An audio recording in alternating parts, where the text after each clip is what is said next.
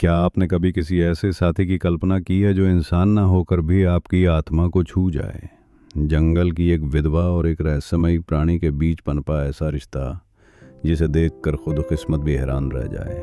ये कहानी है सावित्री की और उस बंदर की जो शायद बंदर था ही नहीं। नीम गांव एक ऐसा गांव जो बाहर से शांत पर भीतर से बहुत बेचैन था। इस गांव की सीमा पर एक घना जंगल था।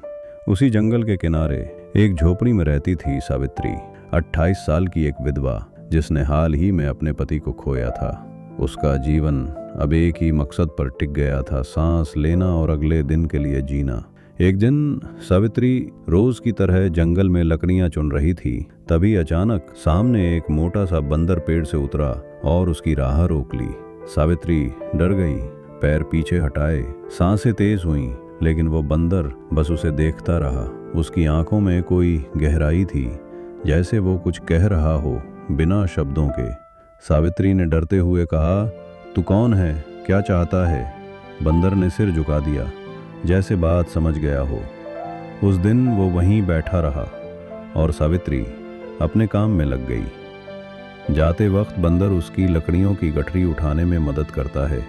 एक अजनबी से रिश्ते की पहली नींव रख दी जाती है, एक जंगल में, एक विधवा के जीवन में। उस रात सावित्री की झोपड़ी में कुछ बदला था। पहली बार अकेलापन इतना भारी नहीं लग रहा था, लेकिन वो नहीं जानती थी ये बंदर सिर्फ एक बंदर नहीं, उसकी तकदीर का दरवाज़ा खोलने आया है। क्या ये रिश्ता भावनात्मक है या कोई ऐसा रहस्य जो आने वाले समय में पूरे गांव को हिला देगा? क्या आप जानना चाहते हैं कि ये रिश्ता कहाँ तक जाएगा? क्या बंदर सावित्री की किस्मत है या एक श्राप? जानिए अगले एपिसोड में। तब तक इस वीडियो को लाइक कीजिए, चैनल शाइन टेल्स YT को सब्सक्राइब करिए और कमेंट में बताइए, क्या आपने कभी किसी जानवर से ऐसा जुड़ाव महसूस किया है?